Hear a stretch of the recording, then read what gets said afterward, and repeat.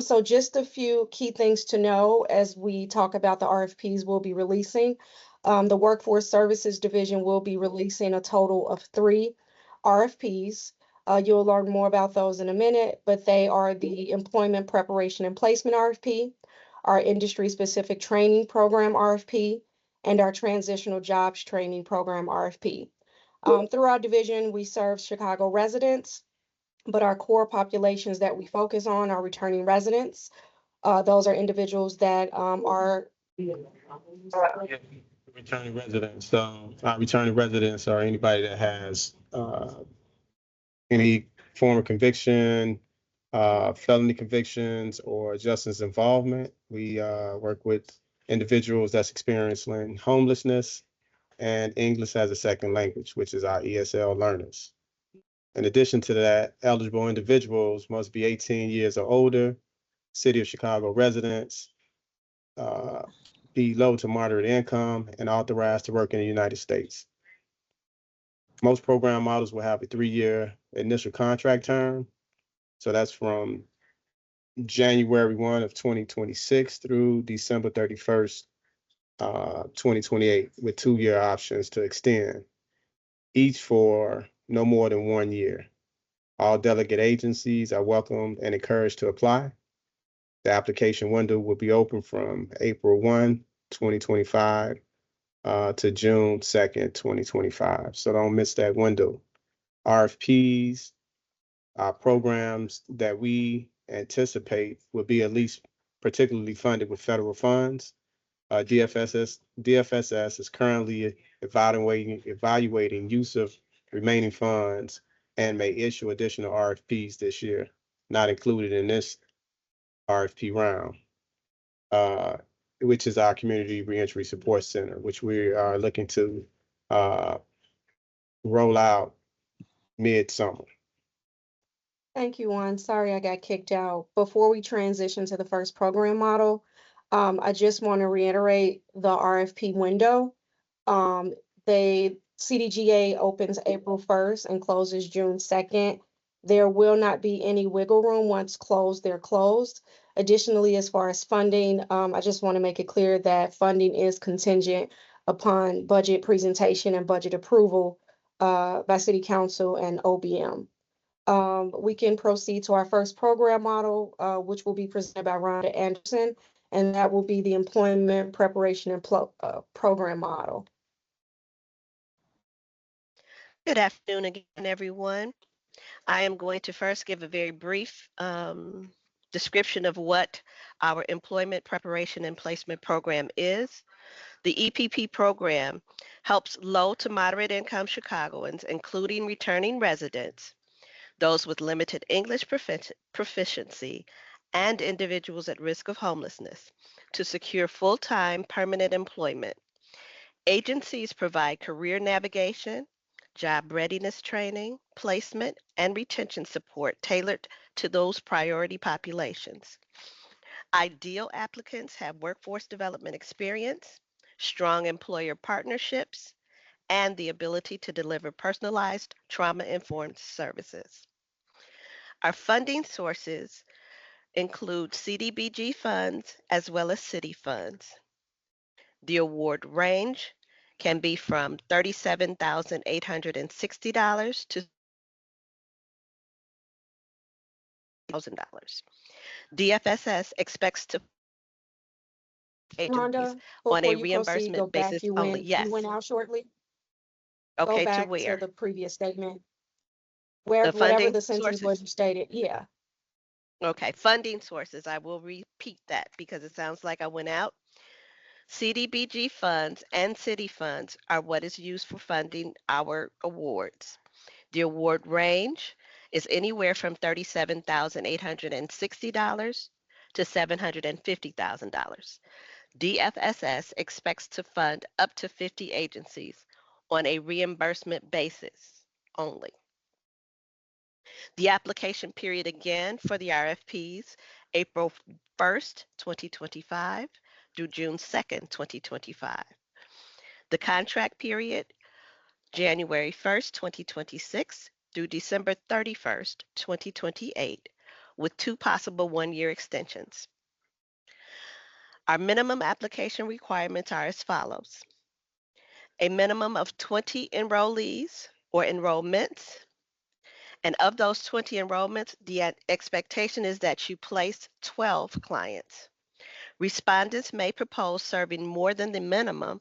For every additional 10 enrollments, at least 6 participants must be placed in employment to qualify for corresponding reimbursement structure. Budget submission. Align performance budget with the total from the award calculator justifying expenditures. You are to submit both the award calculator and the performance budget with your proposal.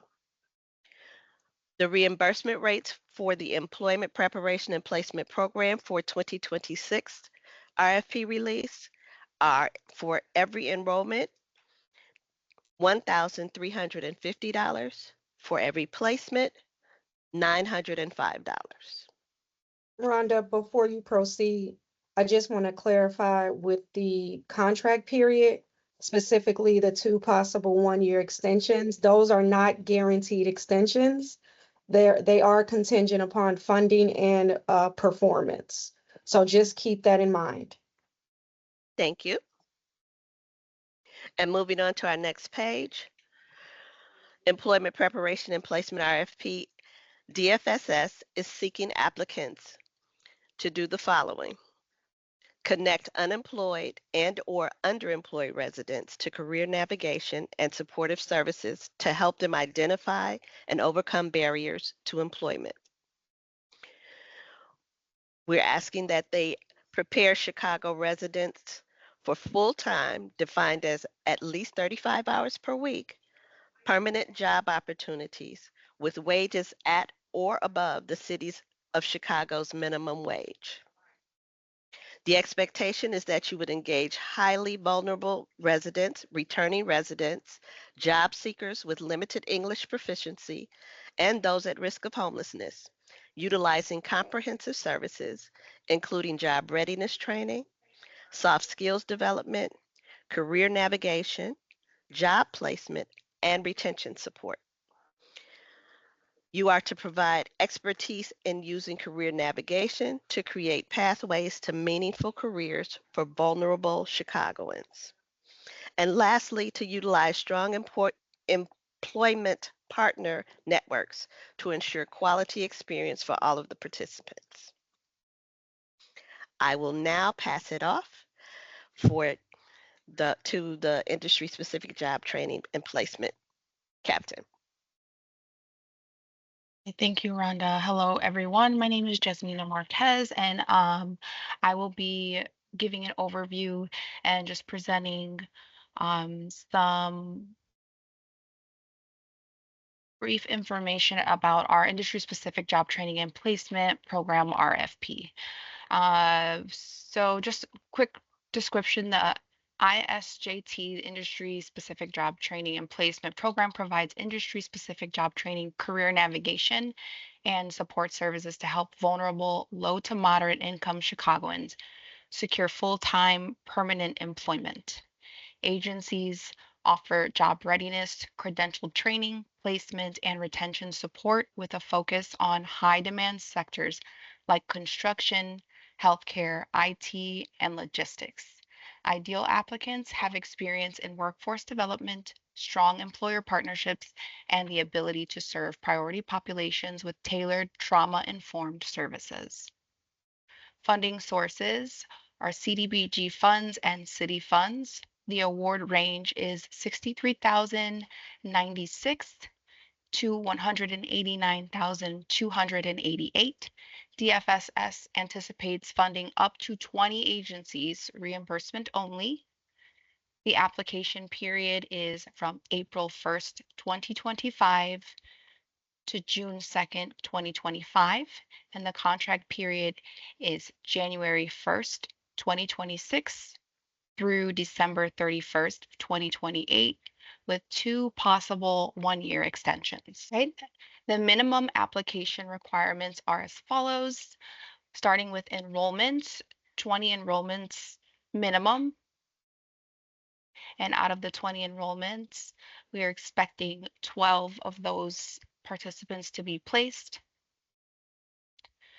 Respondents may propose serving more than the minimum. For every additional 10 enrollments, at least 6 participants must be placed in employment to qualify for corresponding reimbursement structure.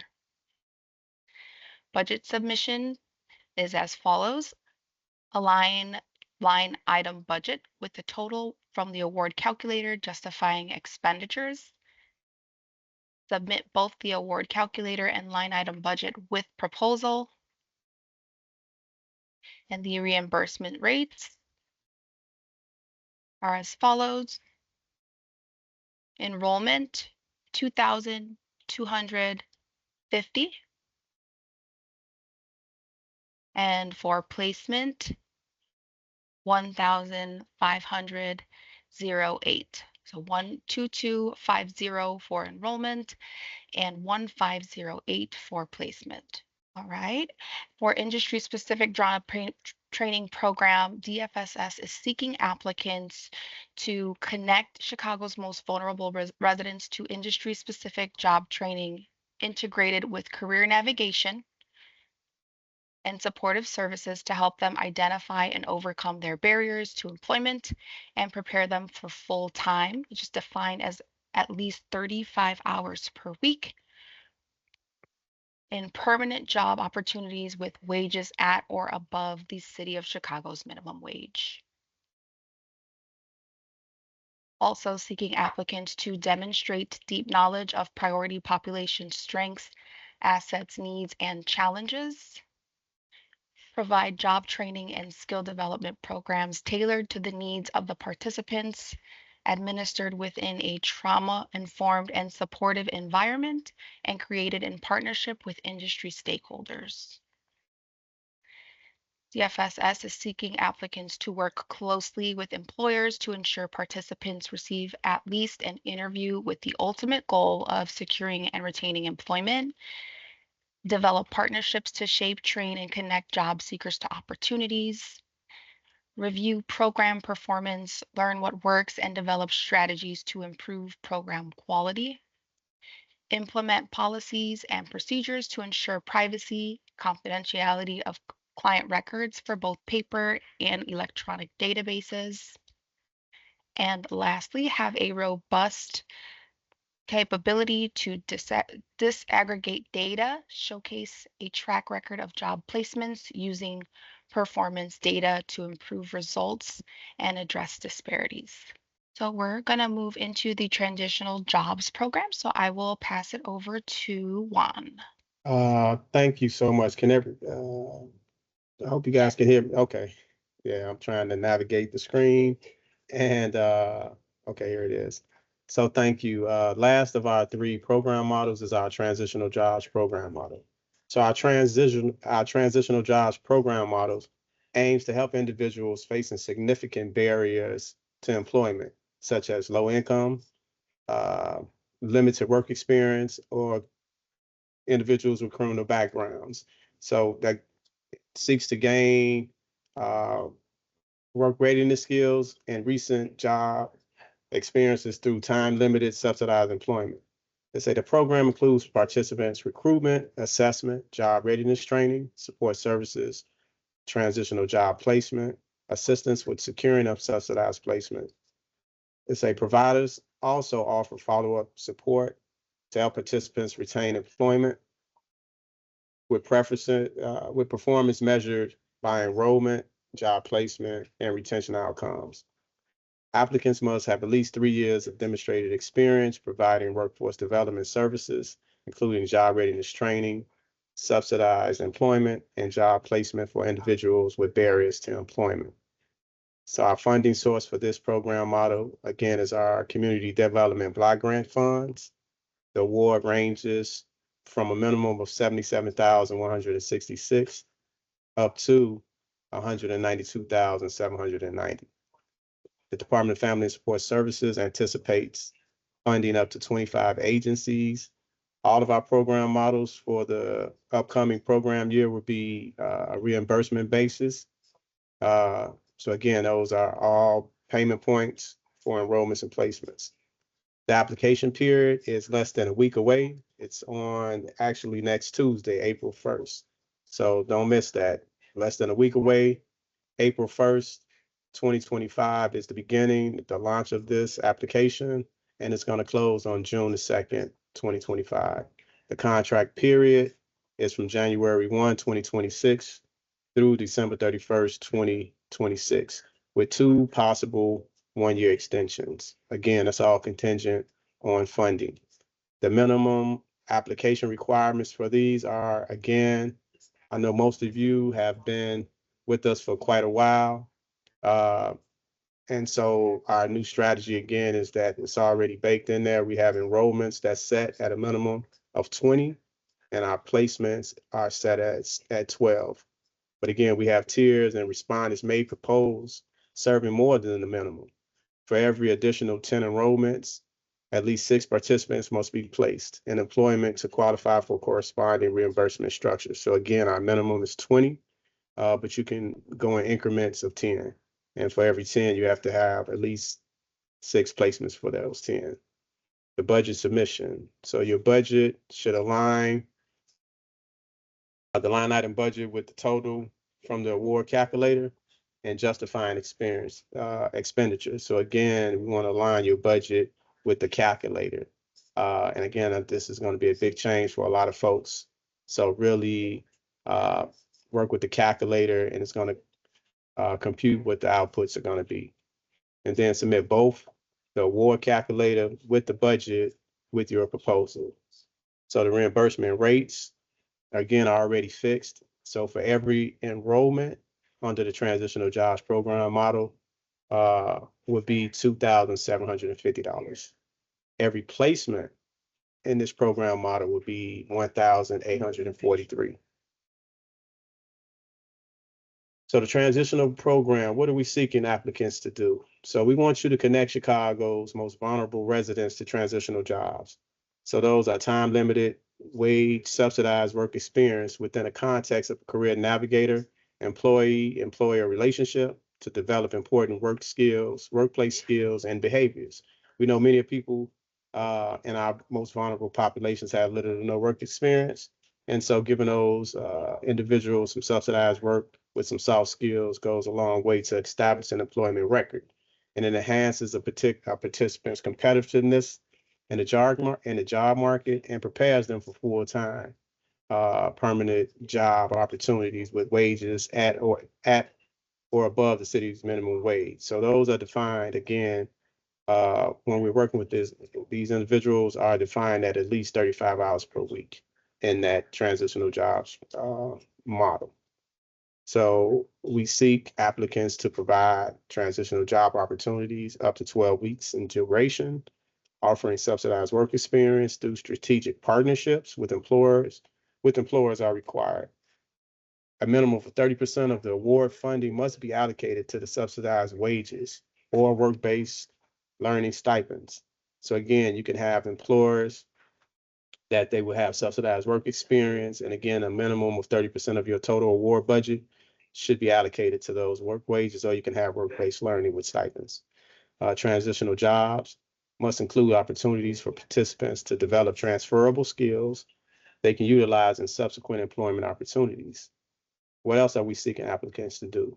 So we want applicants to fund transitional jobs programs that integrate career navigation with wage subsidies, subsidized work-based learning experiences, and prioritize services to low-income individuals who are at risk of being homeless, residents who are limited English proficiency, restraint their access to employment opportunities, system impacted individuals, and returning residents, and other vulnerable Chicagoans with significant barriers to employment.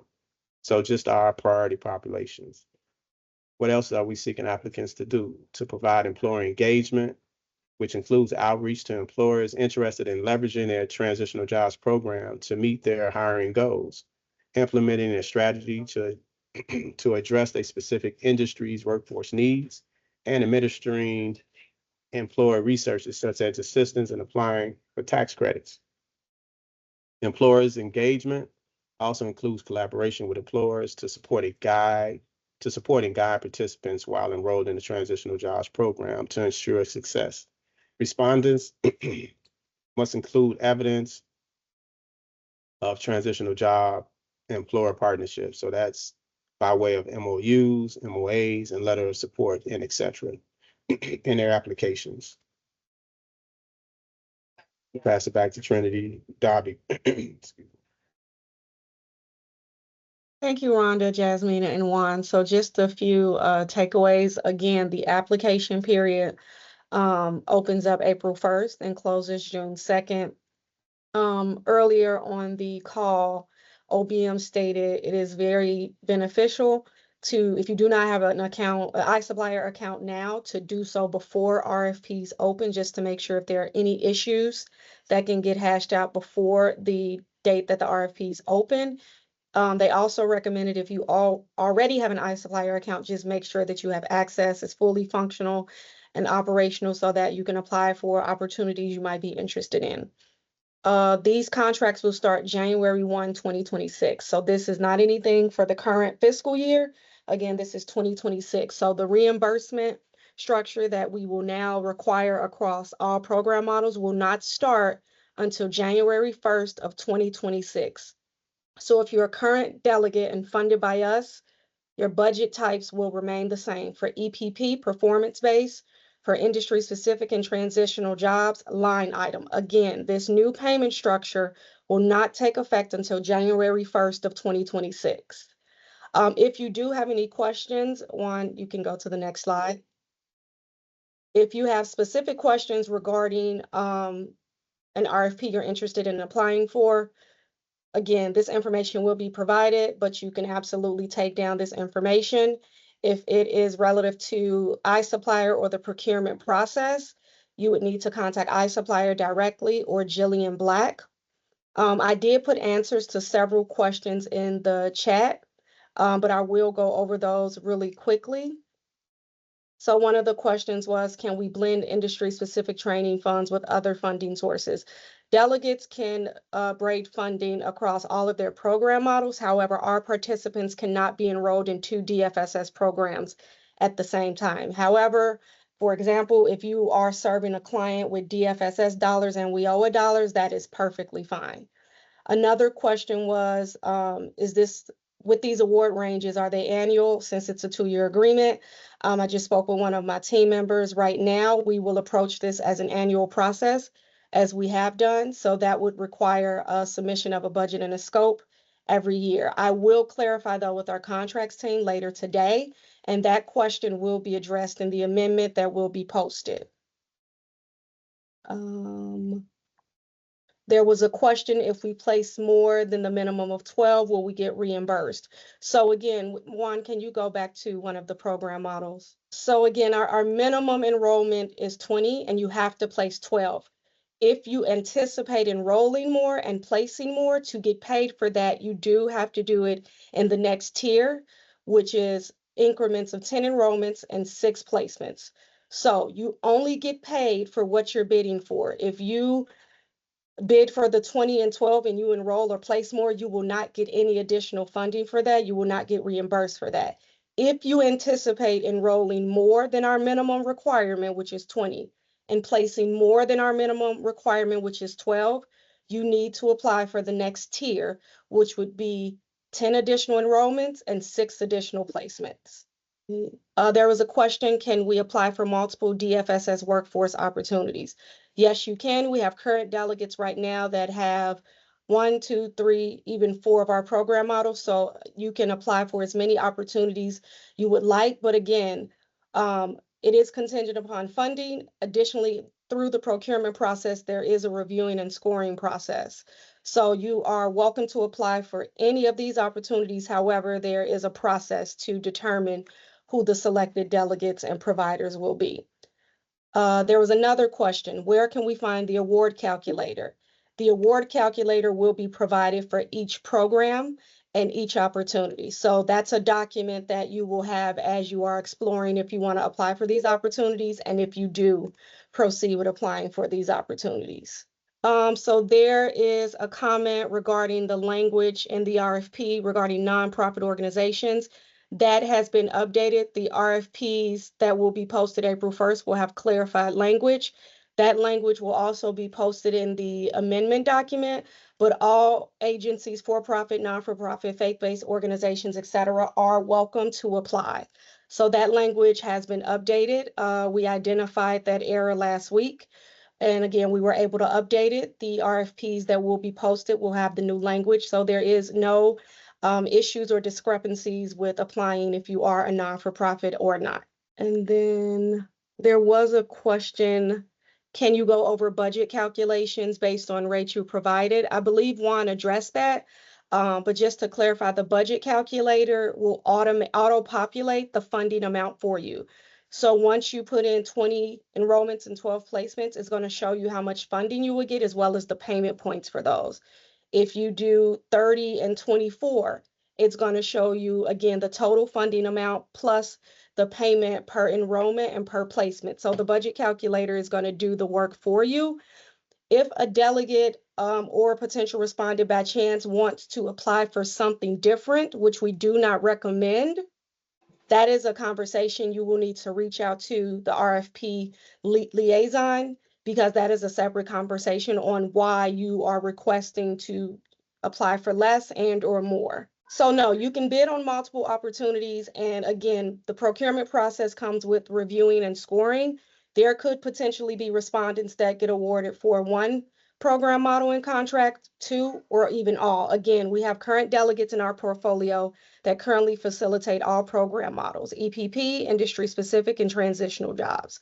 So again, if something piques your interest, you have the structure in place, the team, the capacity, the curriculum that aligns with these different program models and requirements, we support you. We say go ahead and apply. Again, being awarded is contingent upon the review and scoring process as well as funding. Team, do you all have any feedback or want to add anything to everything that I just said? No, I was just No, I kind of think you echo. Oh, go ahead, Rhonda.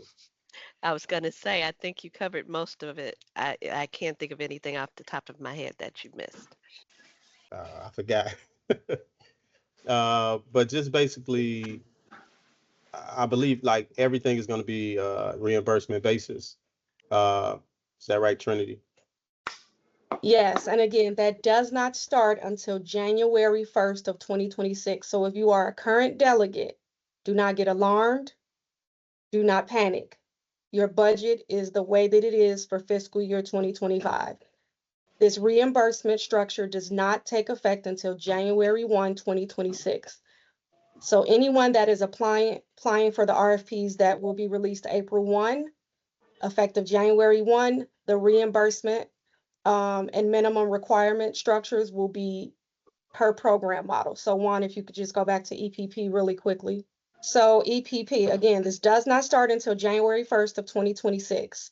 So EPP will have minimum enrollments of 20 participants, placement of 12 participants. If you want to bid for more to increase your total bucket of funding, as well as potentially your reimbursements, you have to apply for increments of 10 enrollments and 6 placements. And at the bottom, the reimbursement rates for the EPP program model, enrollments are $1,350 and placements are $905. Again, this does not start until January 1st of 2026. Next program model, Juan. So for industry specific, the requirements are the same. Minimum of 20 enrollments, 12 placements. If you want to apply for more, that has to be done in increments of 10 enrollments and 6 placements. Reimbursement rates are for every enrollment, $2,250, and for every placement, $1,508. Again, this does not start until January 1st of 2026. Next program model, Juan. So the last program model, transitional jobs, again, that minimum is 20 enrollments, 12 placements. If you want to apply for more, again, to increase your total funding and increase your reimbursements for enrollments and placements, again, you have to apply for increments of 10 enrollments, 6 placements. The reimbursement rates for this program model, each enrollment is $2,750 and each placement is $1,843. And just to add, for all of these reimbursement structures, the reason why you see enrollment is so much more robust as far as the reimbursement is because through a survey that we did 2 years ago, current delegates expressed that more funding was needed on the front end to support the individuals that we work with because they have high barriers, because they have backgrounds, because they may be homeless or housing insecure or English is their second language.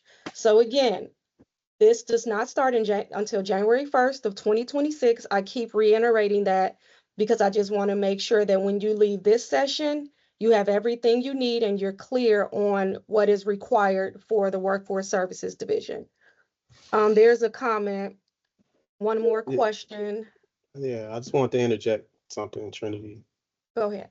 Yeah, so I was just going to say to any current delegate agency, this is going to look definitely totally different. So I would implore you again to use the budget calculator and definitely add up what it's going to look like, because it's not going to be the same. Nobody that was current it's not going to look the same. So definitely it's less than a week away. Next Tuesday is the start. April 1st is next Tuesday.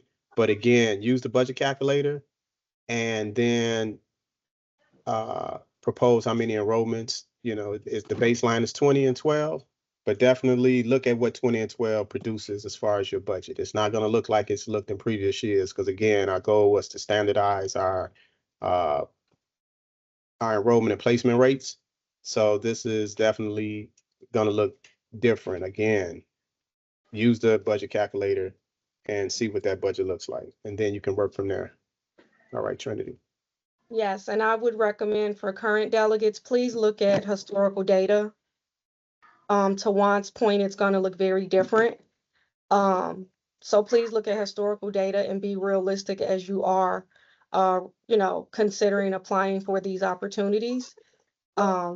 Because you don't want to under or oversell the, quantity or quality of work that you can do. Paul, this particular slide, Paul, is for transitional jobs. The EPP slide was presented earlier in the presentation, but again, this recording, as well as the slides, will be shared out with all attendees. There will also be a high-level amendment posted with questions from all of these CDGA engagements. There's another community-facing event on April 7th taking place at Malcolm X. I encourage, even if you came today, to come again because there are some paper resources that will be handed out that might give individuals more perspective on how they want to proceed with these opportunities. There was another question in the chat. If an agency should win 2, that puts their numbers at 40 enrollments and 24 placements. Collectively across your programs, yes. But as you're applying for these opportunities, these are individual contracts, individual funding amounts, possibly individual funding sources. So you will be, if you are awarded, you will be monitored based off performance across each contract, not the total collective individuals that you're serving. So if you get an EPP, industry specific, and TJ contract, we monitor performance and expenditures for all 3. So you could very well be thriving in one and not so much in the other. We will address the thriving or not thriving either way. So can you go to the last slide again, Juan? So again, if you have any questions, you can continue to put them in the chat. But if anything, like if you don't have anything, we'll leave the chat open and we will monitor to see if there's any questions, comments, feedback, etc. However, after today, if you have specific questions regarding each program model, Rhonda is responsible for employment preparation and placement, so she can answer any questions that you may have. Jasmina is leading our industry-specific training program RFP. Juan is leading our transitional jobs program RFP. So again, you can shoot them an email, you can give them a call. If it is non-programmatic, if it's regarding issues with iSupplier, you have specific questions regarding the procurement process, you would need to contact e-procurement, and you can also contact Jillian Black. We should only be contacted if it's programmatic. So if you have questions about the budget calculator, if you have questions about, potentially what areas you'll be scored on, those are things we can answer. If it is non-programmatic, you need to contact e-procurement or Jillian Black. Juan, can you go back to the industry specific slide, the one that has like the funding? So Jonathan, this is the industry specific training slide again. So it's a high level overview of the program, the funding source, the award range, how many agents we anticipate funding, the application period, the contract period, which again, it starts January 1st of 2026. If anyone on this call is a current delegate, this is not applicable to your current work for fiscal year 2025. Following that, Jonathan, is the minimum requirements for enrollments and placements. And again, all of this information will be shared out. Juan, can you go to the EPP slide? So this is the EPP slide. So again, high level overview, funding sources, award range, anticipated agencies that we expect to fund, application period, contract period. Again, that does not start until January 1st of 2026. And then the minimum requirements for enrollments as well as the reimbursement rates. OBM will be sharing out all of this information. So make sure that you are connected with OBM. I believe in the main webinar room, they did share out an email that if you have any questions regarding today's presentation resources, to email them and they will make sure that it's sent out. Additionally, all of this information will be posted on the city website. Before the sake of, again, information sharing, there is another CDGA community-facing event scheduled for April 7th, and that will take place at Malcolm X. All of that information, if you're a current delegate, the email that I sent out this morning has all of that information there. Rhonda, Jasmine, and Juan, do you have just any final points of information, feedback? Again, we're less than a week away. It's next Tuesday. I mean, it might sound redundant, but some people miss the opportunity, right? And so don't miss that opportunity. April 1st, even current delegates, it's April 1st, right? For 2026. And so please don't miss that window of opportunity. Again, if you're current delegates, use that budget calculator. Don't think it's going to be the same thing as before. It's not. It's going to be different. So look at it early, strategize with your team. But then again, just don't forget to apply, guys. Just please apply and do your due diligence. Use the budget calculator and look at how that impacts your overall agency. Thank you for your time. So Dejan, so the June 2nd date is just when the application closes. That has nothing to do with the actual contract. These contracts do not take effect until January 1st of 2026. So the April 1 to June 2nd, those are the dates that the application will be open to the public for review and, if you see fit to apply. If awarded, within the last quarter of this year, there will be contract and budget engagement from your program coordinator. They will reach out to awarded delegates so that they can start to get, again, the contract, program, and budget documents needed to start work on January 1st of 2026. So again, that June 2nd date is just that's the application deadline. Yeah, I think I have one more thing too. So what this means too, again, for the current delegates is no more extensions or amendments to the contract, right? We extended it for a few years. It's not going to be extended again. You have to apply to be a delegate agency in 2026. So that's what that means. So definitely you have to apply between April 1 and June the 2nd. No more extensions, no more amendments. Yeah, so it's really vital that everybody on this webinar, if you are interested in being funded in 2026, you have to apply. So we are about 7 minutes from 3 p.m. So again, we will leave the chat open if there are any additional questions.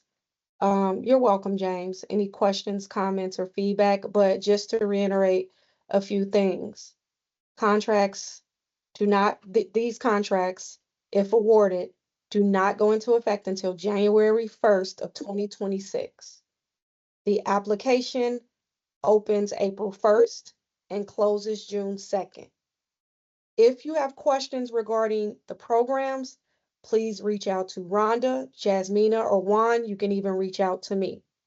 If it is non-programmatic, please reach out to eProcurement or Jillian Black. All of this information, the webinar and any questions today will be provided by OBM and posted to the city website. Questions today from this session I have transcribed. They are being documented and they will be provided to OBM. And again, there will be a larger document produced that has questions from all of the CDGA sessions. Additionally, there is another public facing event April 7th at Malcolm X. If you are a current delegate, I sent out an email this morning. Please refer to that email to register for that event, as well as find additional details across the city with the CDGA process.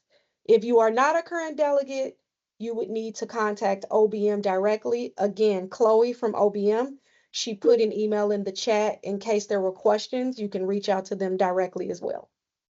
Hi. I missed like the first 30 minutes of the meeting trying to get into this meeting.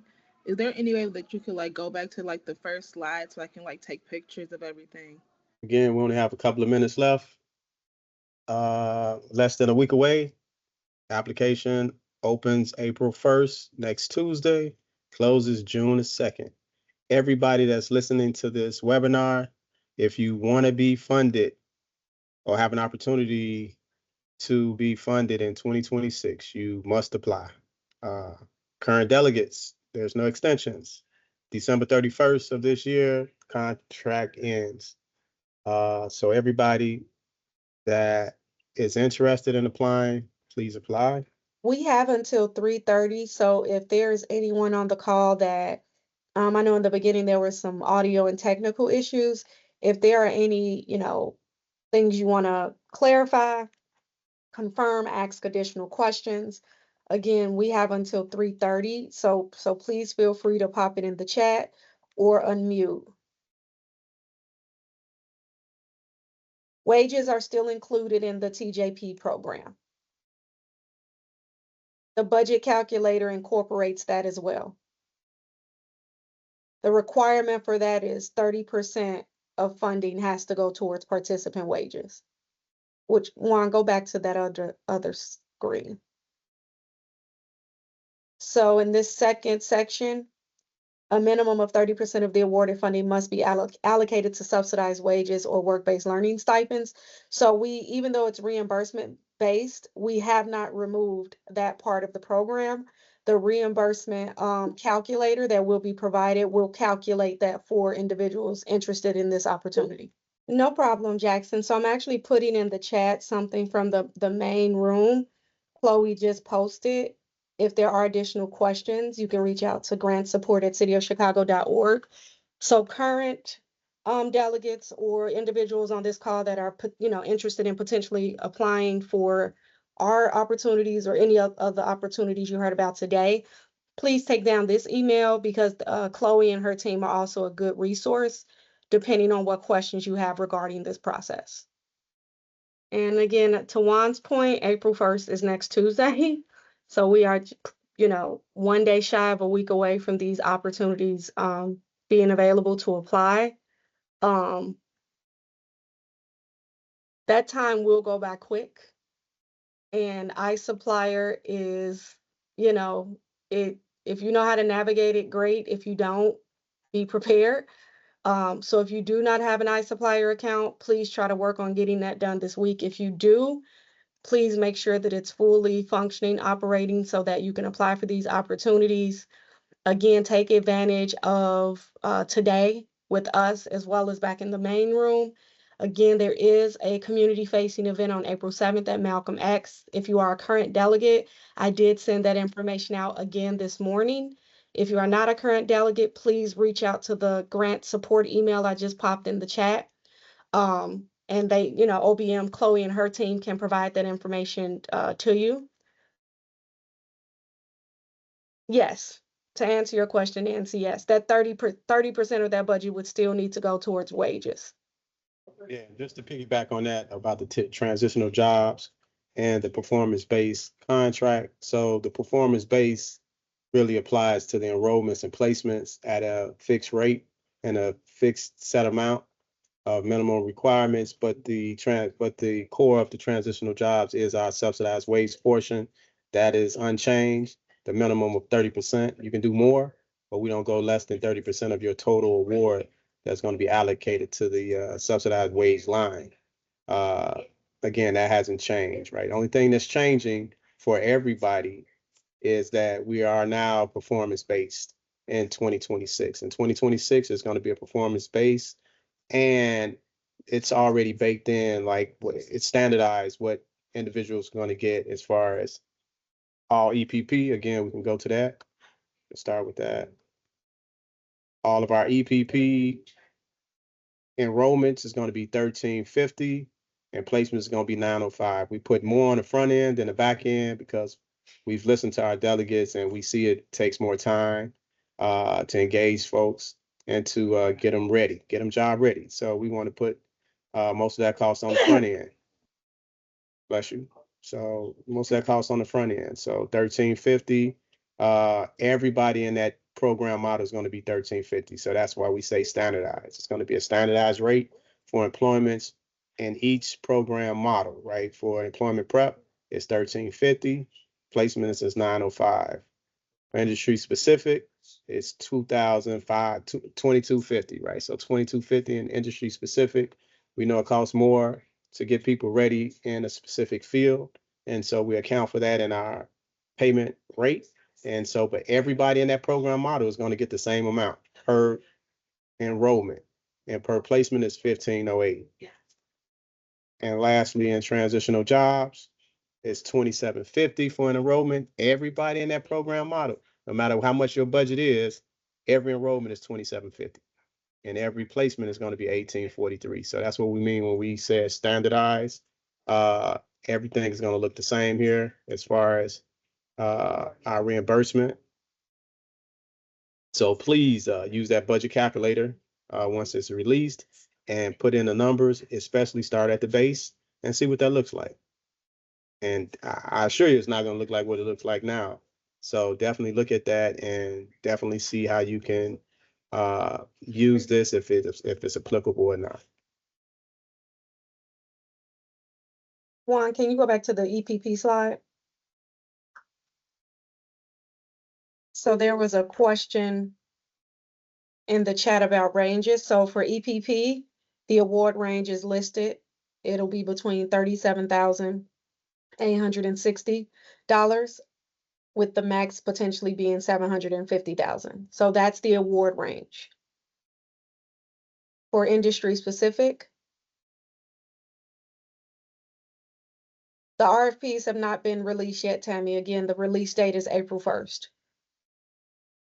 The funding range for industry specific is $63,000, $63,996 up to $189,000. And then for transitional jobs, no problem, Tammy. The funding range is just over $77,000 to $192,000. But again, I know some of you all just came in. This is contingent upon funding. So all of the program models are reimbursement based. Right now, current delegates, the only program model that is, well, wait, let me see. No, there's no advancement. And I believe that's noted somewhere in here.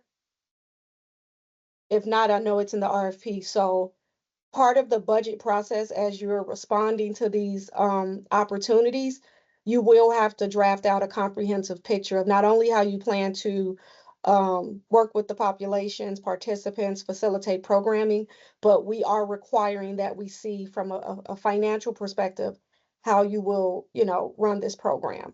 And so we want to see that because a lot of delegates would like an advancement, but because this is a reimbursement process, we need to realistically see like the equity and overhead that respondents have. to make sure that they can start programming January 1 and there's not a holdup or a wait to deliver services or work with participants. So there's no advancement with any of the RFPs and opportunities that we are releasing. I believe it is that way across all of these opportunities that are being released. But for workforce services, no, there's no advancements. Everything is reimbursement based. You do not get paid until you submit for an enrollment, and it's a verified enrollment. And then for placement, you do not get reimbursed until placement has been confirmed. Placement has been confirmed by way of 30-day retention. Trinity, I would just like to say for clarity again, those delegate agencies who are currently with us, your contract will end December 31st of 2025. If you would like to be considered for funding for 2026, you must apply. I just shared in the chat the CDGA book, which has pretty much all the funding opportunities that will be available starting April 1st. It has all of that information in there, I believe, as well as some funding information. So again, I put the link in the chat, so that's another resource if you're just looking to glean some additional information as you know, identify if these opportunities are for you and if you want to apply. I'm gonna have my team and I, we're gonna transition off, but before we go, again, just a few key takeaways. Applications open April 1st and they close June 2nd. The opportunities in which you will be, you know, responding to, these contracts do not take effect until January 1st of 2026. Effective January 1st, 2026, all program models will be performance-based and all contracts are reimbursement based. You do not get paid unless we have confirmed enrollments and placement 30-day retention. To Rhonda and Juan's point, again, if you are a current delegate, there are no more contract extensions. If you wish to continue the work that you do, you will need to apply. A respondent applies, that does not guarantee selection or being awarded. What that guarantees is that your application, your submission will be reviewed and scored. Scores will determine selected agencies. Those who get selected, I believe based off the timeline, it's end of Q3, beginning of Q4. The assigned program coordinators will start contacting awardees to get contract documents, program documents, as well as budget documents. With this opportunity, the budget calculator that will be provided, so regardless of what program model you will be applying for, that budget calculator will be there to support you through identifying, you know, if you just want to do the 20 enrollments and 12 placements, or do you want to bid for additional enrollments and placements. You need to have both performance measures met for reimbursement. So if you don't enroll anyone, you won't get paid for enrollments. If you enroll people but don't place anyone, you will not get paid for placements. You will only get paid for confirmed enrollments.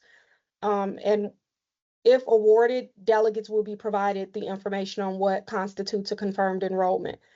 If you're vouchering for a placement, again, that is TA that will be provided once awarded. Current delegates already do this work, so they know what to submit regarding verifying enrollments and placements.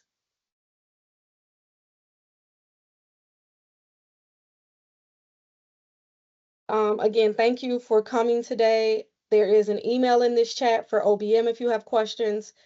I did put the CDGA book link in the chat. All of this information will be shared out, the recordings from today's webinar, as well as there will be an addendum published with questions and answers from the event last week and today. And again, there is a community-facing public event on April 7th taking place at Malcolm X College. Current delegates, that was provided in the email that I sent this morning, so please refer to that for the time as well as registration. If you are not a current delegate, please reach out to the CDGA email that I posted in the chat. Okay, I just want to say again, to reiterate, for the 16 people that's still there, it definitely is a week away.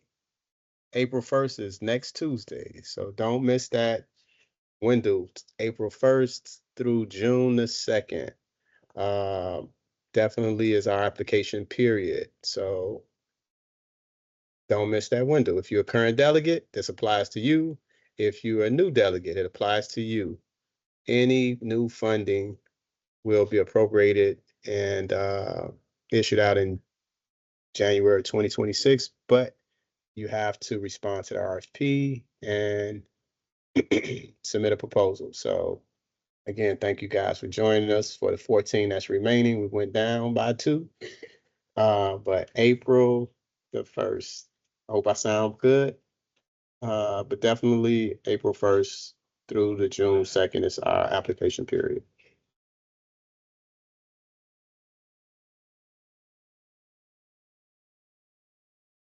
Also, if you're a current delegate, the funding amount that you currently have won't be the same for 2026. We will be a standardized rate, all performance based, and we have a budget calculator that's going to be rolled out, and so you should use that budget calculator to get an estimate of what your budget will be or your proposed budget amount will be, and definitely see if that makes sense for your agency. Any program questions? Definitely you can reach out to Rhonda Anderson. She is our employment preparation and placement specialist. We have Jasmina Marquez that is with industry specific job training if you have any questions regarding that.